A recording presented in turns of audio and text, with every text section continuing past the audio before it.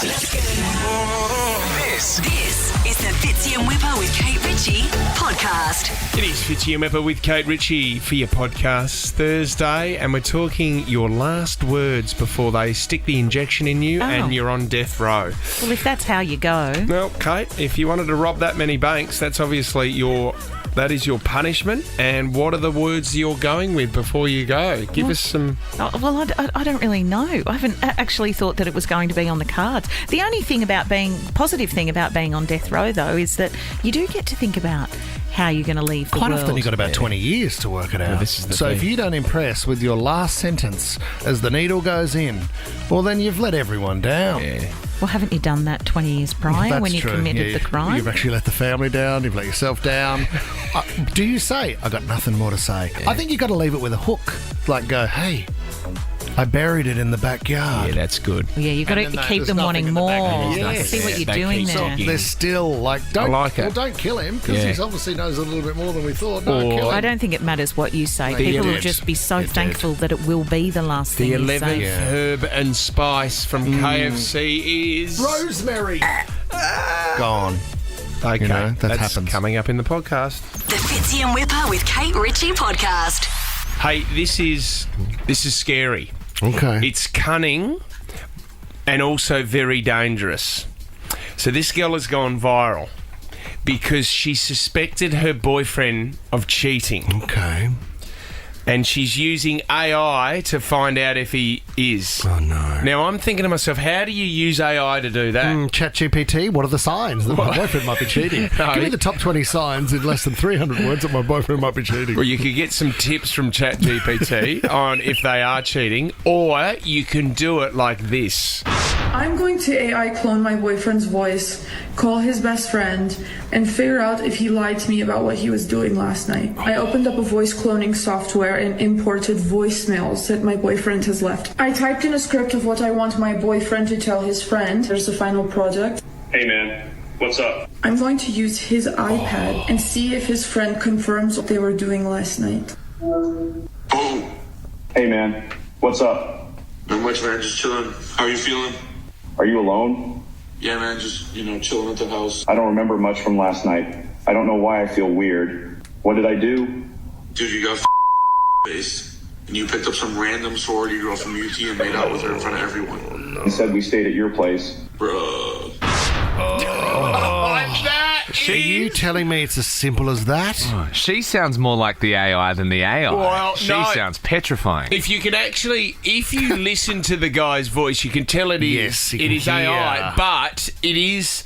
If your mate rang you and it's that first greeting, isn't Yeah, it? yeah. Hey mate, what's up? Hey, mate. And then you know straight away it's your mate. You've got him. You can. He's eating out of your hand.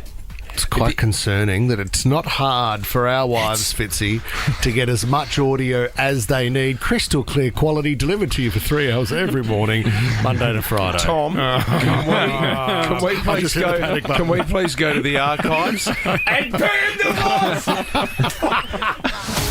For great deals and cheeky getaways, whatif.com has just the place. A winter hideaway is great, but bring on spring. Jump on the What If app to book hotels, apartments, holiday rentals and more. What if? It's Aussie for travel. Jess, can you fire off something that might inspire me? Because I've got to be honest with you.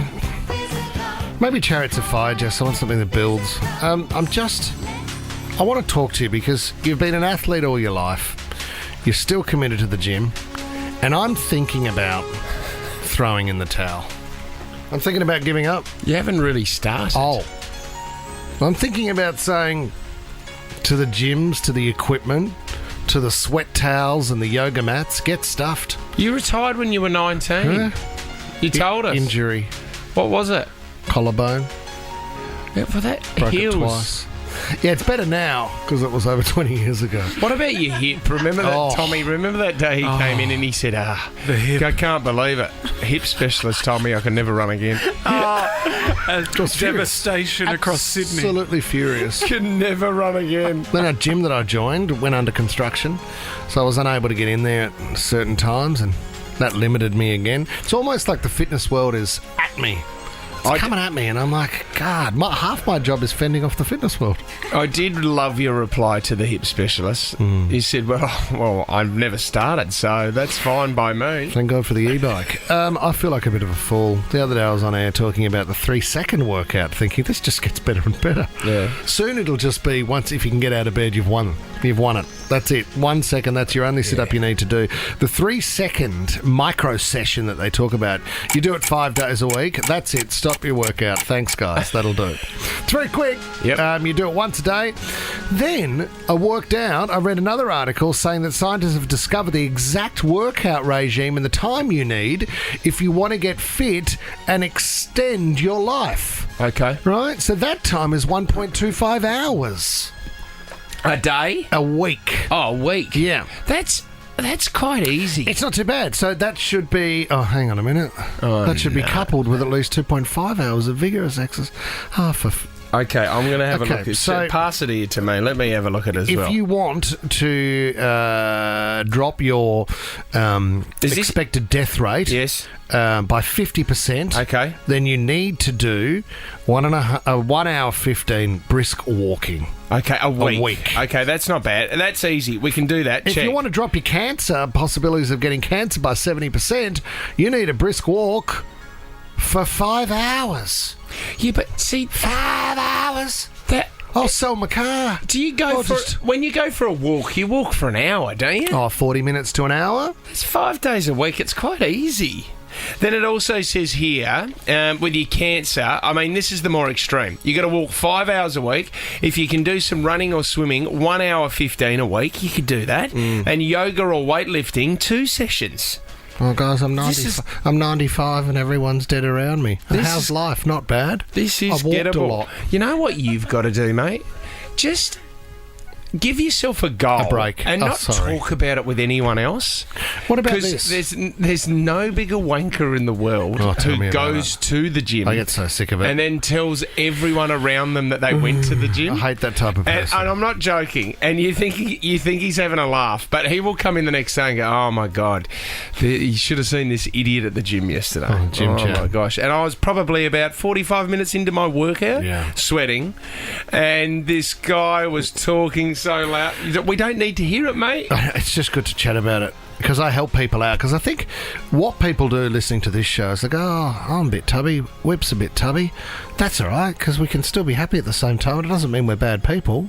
You know the idea of 10,000 steps, which I think is on the Fitbit and some of the smartwatches and all this sort of gear. This guy's come out and said a new study has shown you only need 4,000 steps. That's less than half the 10th. And you know what the 10,000 steps problem was? Everybody assumed that was enough for their workout. So everybody would stop going to the gym because they've done their 10,000 steps and they'd reward themselves with a Mars bar. You would reward yourself with a Mars bar. You see, and the other unfortunate thing there as well is that you'll never get a smartwatch or an Apple Watch because... tells me I'm unfit. No, because you've got, the hand-me-down Rolex. You can't change it. You've said you'll never wear it. Is there a smart Rolex?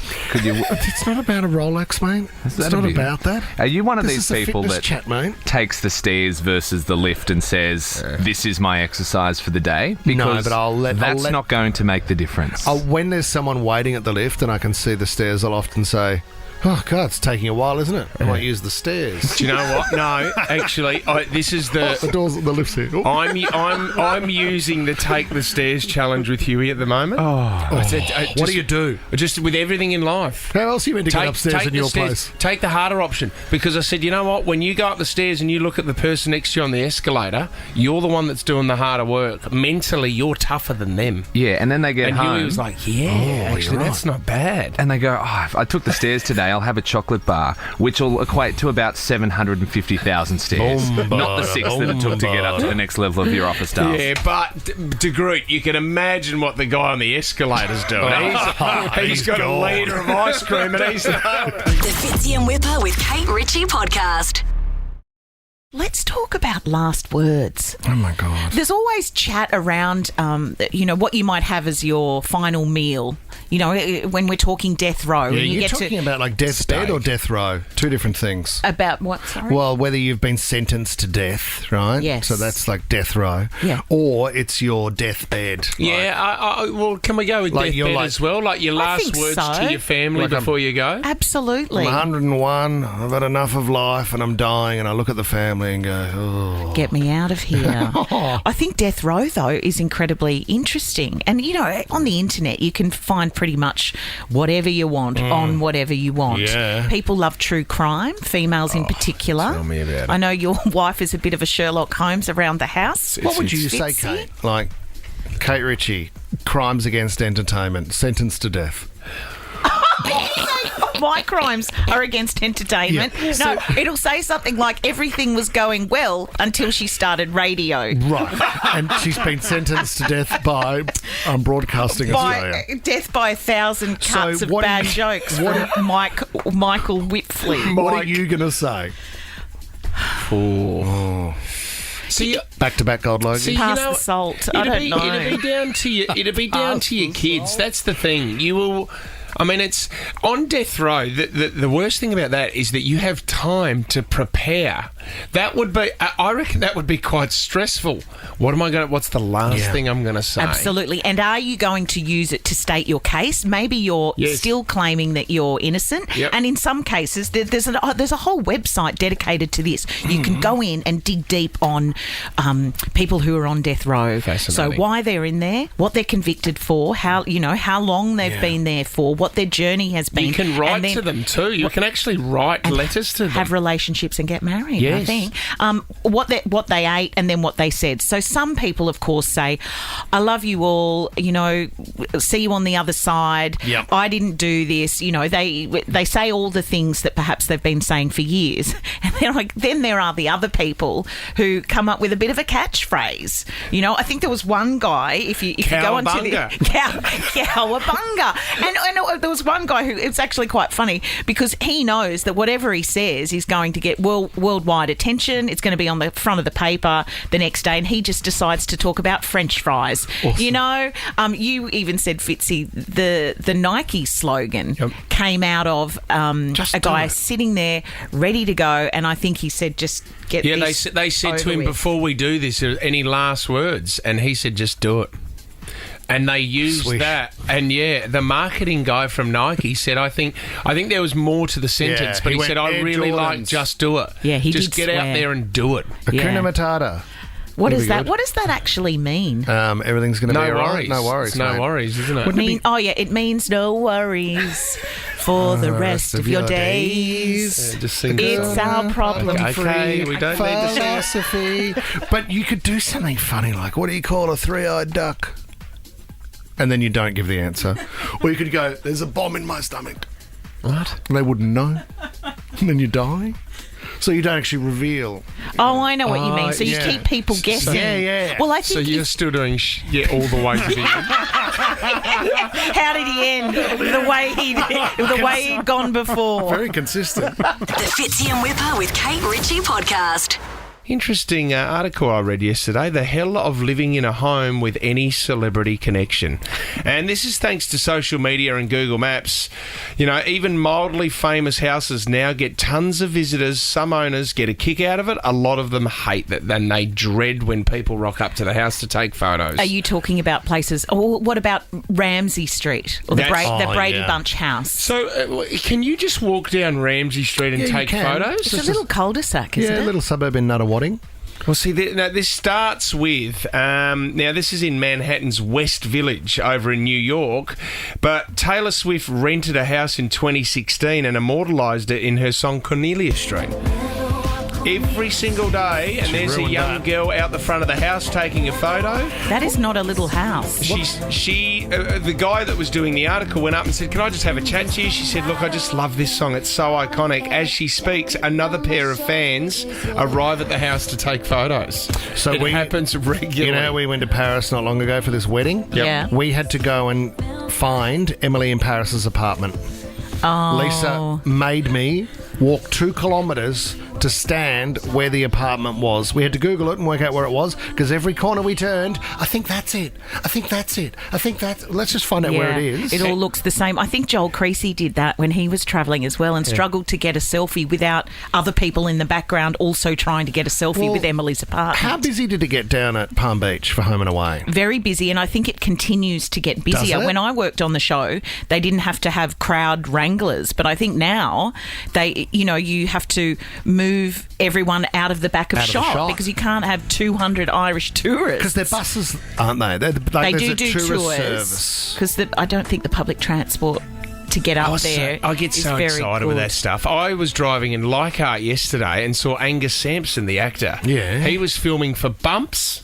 Bump? It's just Bump. I think so. It's just one. So one bump. They were... Oh, yeah, he did. At the Logies. So I yelled out of the car. I was like, Gussie! And they were about to film the scene. So I'm having a chat to him. He's got his hands in the car and they're like, Gus, come on, mate. We're about to go on. On set. The plane's gone over. We're about to do a scene. Tommy, this one's for you. In Albuquerque, there is the owner of the house there that served as the home of Walter White in Breaking Bad. Yes. He had to erect a house around the property after fans kept throwing pizzas on the roof in homage to a pivotal scene in the show. Yes, there's a famous scene where the pizza gets flung up onto the roof. And they just keep throwing pizzas. So the guy that bought the house got sick of people throwing pizzas on his roof and he's had to put a fence around his house. I might go and sit on the roof. Here's another one. Yeah, what do you got? Okay, so this one is in Winnica, over in the States as well. People that just take photos out the front of the Home Alone house. Oh, that's quite cool. As Macaulay Culkin with the hands on the face going, scared face. I mean, you look at Full House, right? Which was big when we were growing up. Was that San Francisco? San Fran. And you look at that row of houses, which everyone assumed they were just in one. Yeah. So many people want to go and see where Full House was filmed. And don't come and sit on my steps. Yes. Do you know, Hey, the other one, this is the other great one. The access to the Goonies house where the truffle shuffle was. Remember Chunk? First you gotta do the truffle shuffle. Come on! Do it! Come on! Do it! Oh, poor Chunk. So people were getting up on the stump and doing the truffle shuffle and getting photos. They've had to close down and put a rector fence with that one as well, Kate. I love that movie. John in Forestville, where did you visit, John? Hi there. I went to New Orleans where they filmed the James Bond movie Live and Let Die, all the speedboat chase scenes. Oh, how good was that? Did you get a photo pretending you were in a speedboat or something, John? Yeah, we did, and also got a photo on the side of the street where the procession goes along and picks up the dead body. Oh, see, John, what a beautiful moment for you and your wife. It's also good to see how many people adopt the theme of it. Did you put black tie on or try and dress like James Bond? No, I didn't do that. I didn't have the equipment there for that. But yeah, John does. Took the photo anyway. And John doesn't look like Daniel Craig or anything like that. Pretty mate. close. Let's go to Carmel in Neutral Bay. Where did you go, Carmel? Went to San Francisco where they filmed Miss Doubtfire. Oh, yeah, that beautiful house. And what, did you just take a photo out the front of the house, Carmel? We sure did with so many other people. But it was just wonderful to show our two daughters as well. It was just a beautiful family event because we really loved that movie. Yeah, see, San Francisco, it's a different type of place, isn't it, Carmel? I mean, there's some good parts and some bad parts. Yes, that's right. It's where they filmed the Princess Diaries. Yes, the Princess Diaries. Where Diaries. they're driving up and down the hilly street. Sounds like a cracking trip, Carmel. The Fitzy and Whipper with Kate Ritchie podcast. Anybody else feel like we've hit a real thick patch of divorces? It's like divorce season has struck the world. Breakups all over the place. Is it coming out of COVID or something? People spent more time with each other than usual and realised, I can't do this a second longer. Okay, normally that was just Christmas holidays. That was the only time you would spend that long with your partner. Yeah. And then all of a sudden we were forced into a 2-year period where you spent more time than ever before with that individual. Yeah, I feel like I'm missing out. What do you mean?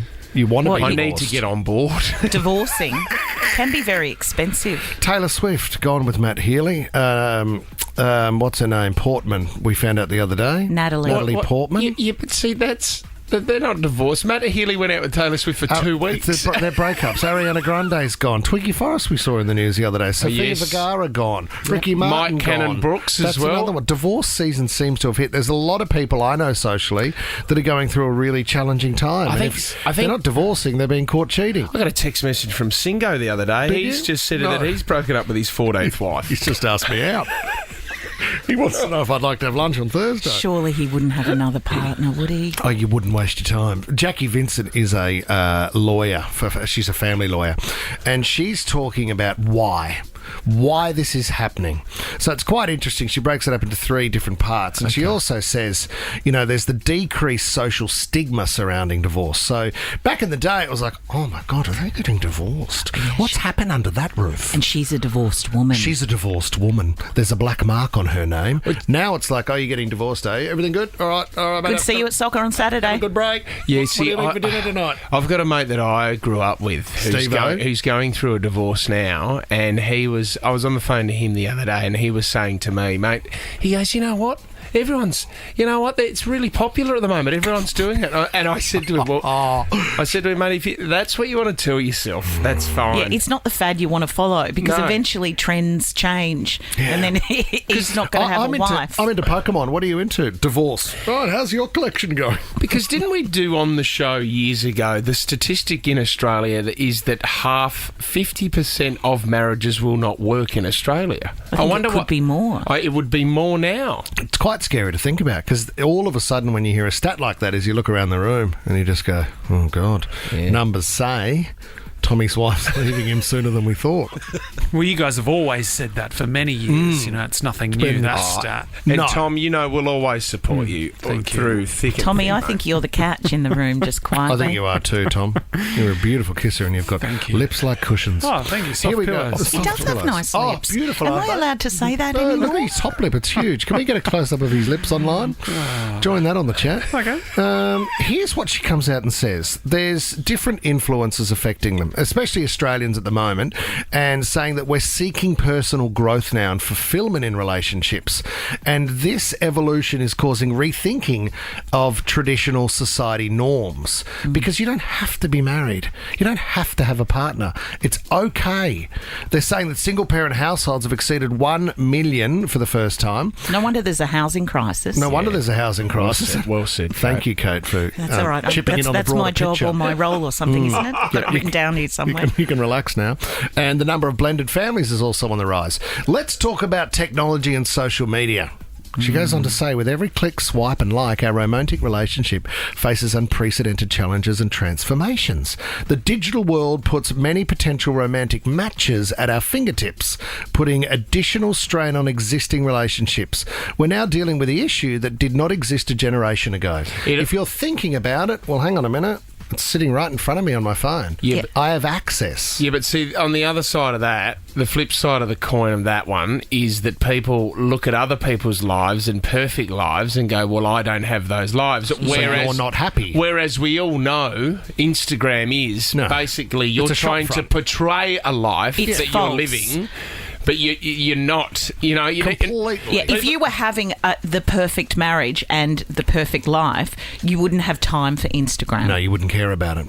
Well, you wouldn't need the validation from all of the other people. It's a really interesting point, you can have both, can't you? Well, you can have a little bit of both. I think I heard Ed Sheeran talking about it once upon a time, and he said something like he feels a bit sorry for those people who post photos, and rather than look at the photo and think, oh my goodness, I wish I had a bit more of that, he has a certain level of pity for them to think that if they were in that moment really enjoying it, they wouldn't need me to validate how great it was. You weren't in the moment. You lost the moment through a screen in the hoping of looking back and then reflecting on how good it was. And before you know it, it's gone. Do you know what I mean? And you know what's funny is you think about the good times and the bad times in a family and being a parent and the demand, and then you've had one hell of a day, but the power of being able to pick up your phone and look at a photo of your kid and go, oh, isn't she sweet? she's ruined your life.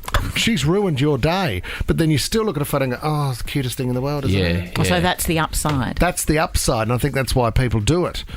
She goes on to say the shared roles in houses of the duties has also shifted, saying that men are doing and expected to do a lot more around the house than the traditional husband used to do in the more traditional role.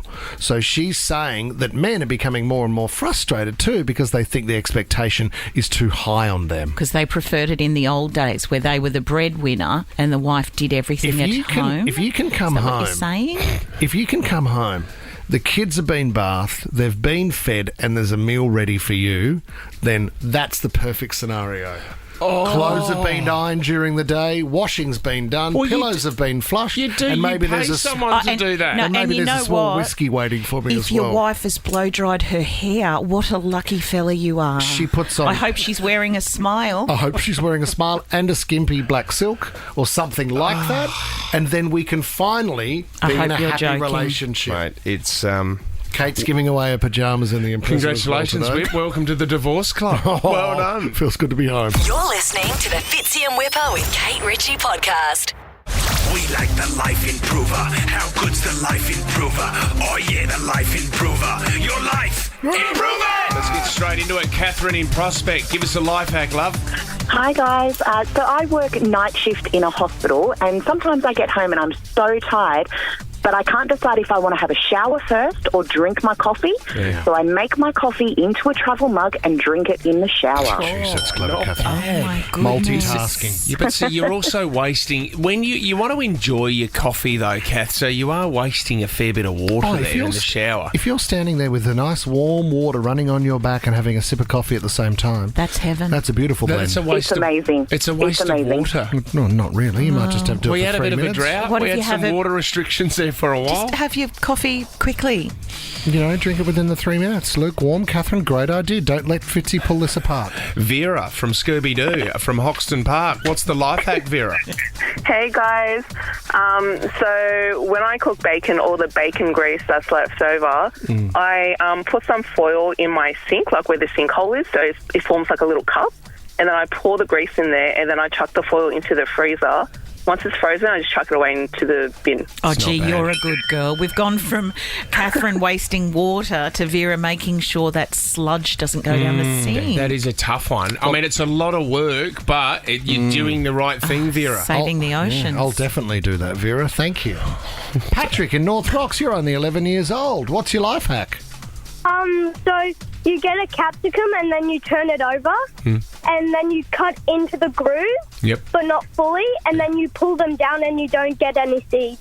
I've seen this, Patrick. This is genius. This is really good. Oh, so you've got to do a little incision into every groove, Patrick? Is that right? And then you pull it down like a banana skin, like that? Yeah. Oh, that's so handy. Yeah, that's clever, Patrick. Thanks, buddy. Well done. Mate, he's given us some capsicum gear. Nina, welcome to the show. Hi, how you going? Nia. Sorry, Nina. Nia, that's right. Hi, Nia from Glendenning. See your sister. Yeah. Hello, how you going? Nia, what's your life hack? So when you're in a hotel and you forgot your adapter to charge your phone, you can actually plug your USB into the back of the TV and charge your phone that way, or your iPad, or whatever. I've never thought of that, because most TVs, especially smart TVs, will have a USB plug at the back. That's not bad. But see, you won't have a USB-C. The other one is, that's hard, though, because you can't get behind the television, though. Sometimes they're inbuilt as well. It's a tough one. Oh, yes. The struggles of having to stay in a lovely hotel. Sometimes I take it as a life hack. I'll take like a camping light into a hotel, because I sit there wondering why there's no lights in the ceiling. Oh, when they're lamp lit. That would be only just realised. You put lights in your ceiling, hotel designers? Sometimes they do. Hardly ever, Kate. What's all that about? I don't know. Why are you lying awake in a hotel staring at the ceiling? Because I'm lonely. What? Who wins the prize, Ryan James? This is a tough one. We've got $100 to spend at Woolies. The travel mug, I don't like Catherine wasting water. I'm sorry. Mate. She's just done night shift. She's allowed to have a shower if she feels like it. Vera is saving the environment. She's putting her greasy bacon into the airfoil. I think Vera would be single. I really like... Oh, my gosh. I just feel like there's, I don't know. I think Patrick would be single as well. I like his capsicum. I think that's amazing because I always struggle spilling the seed on the kitchen What bench. about Nina? Nia. Nia. It's Nia. From Glendenning. No, I'm going to go Patrick. Patrick, $100 to spend at Woolies. Well done, Patrick. Does he and the family go into the running for... I think we maybe need to pick someone else. And you know what? I don't care what you say. I'm putting Catherine in the draw for the car. Oh, wow. Catherine. Well done. She's gone, but she's into the running. She was offended. She's left you. She's probably fallen asleep. Imagine if She's been working all night. She might win the car tomorrow, Kate. She could. Good on you, Catherine. And I know she goes okay. Not Catherine, the Subaru. Oh, yes, of course. We like the Life Improver. How good's the Life Improver? Oh yeah, the Life Improver. Your life, improve it! Fitzy and Whipper with Kate Ritchie. Hey, that's the secret. Podcast password. If you want to get your hands on stacks of great prizes, just head over to our Instagram stories at Fitzy Whipper Kate and enter this password. Today's password is... Celebrity. The Fitzy and Whipper with Kate Ritchie podcast. Well, hopefully you're a parent in the car right now and you've done the school drop-off. Yeah, been in the car line. Yeah. Fun. Yes. Finally got them to all of the schools they go to, or maybe there's just the one. Isn't it great to take a deep breath afterwards? And you're off to get your first coffee of the day. Hopefully the morning has gone swimmingly, but usually it doesn't. And perhaps you've been one of these people in your house this morning saying, right, that is it. There is no iPad for the rest of the week. Yeah. You're not going to have that. Yeah, that's a conversation in our life. Is it? And what about when you get the phone call from the school? He's feeling a bit under the weather at the moment. Is he? Is he just putting it on? Is he really? I suggest you just keep him for another hour and he'll be fine. It's called monitoring. There's a story that's been floating around about how to get your kids to listen, which is, I guess, an age-old question. Wouldn't it be nice? Tell me. Because I actually Taser? feel it's... No. Well, they don't listen initially, but afterwards, I think the fear of God in them might make them listen. Yes. No, you can't do that either. No, you can't do that. I think sometimes my daughter, I can say her name 1,000 times and yell up the stairs and she still won't pay me any attention. There's a woman called Jen Muir, and she works in obstetrics, and she's worked with like thousands and thousands of families, and she's also a mother of 4 kids. So I guess she knows something about it. So maybe take this into your day today. And I'm not offering you advice, but she's saying that what you should do is, rather than threaten to take away something, which can quite often be the iPad or the devices. If you don't do this, you will not get that. You should work the other way and say, when you do this, you can have this kind of thing. Right. So if you come home, because we've got the routine, you need to put your school bag away, you need to wash your hands, right, before you get something to eat. So if you do that, then you can have your up and go. Yeah, we're not parenting you. It's called the when and then method. When and then. So if you remember it that way. So then you can have that. When you do that, so you've done the deed, then you can have this. Rather than, if you don't do that... That's it. Yeah, all right. Well, that's a good way. So this Tim Tam, if you eat those vegetables, you will get this Tim Tam. Something like that. Or you can have more time on your iPad, or you could go for a swim, or we could go and get a smoothie, or you can have 20 minutes of TV. In the article, does she extend to say anything about a 3-year-old when you put toothpaste on her brush and then she just throws it at you? Does she mention that at all, or a solution for that? Or something about cutting their fingers Tom's off? 36 now. I He's know. not 3, mate. 3, mate. Look, 3. Is there anything about your daughter punching another kid at school and then your daughter saying that she cried happy tears? There's nothing like that, is there? After punching somebody. Yeah, there's nothing. I don't think anyone. Have you had the biting situation in your house? Yeah, that's good. Biting's it's so fun. awful for parents because there's nothing you can do. You're not at school with them. You haven't taught them to bite. It's not a bad form of defence, though, is it? Over the years, the old biting. Oh, you want to put your arm there, do you? Mm-hmm. Bang, got you. Take that and get out. Anyway, good luck, parents, today. Fitzy and Whipper with Kate Ritchie is a Nova podcast. For more great comedy shows like this, head to novapodcast.com.au.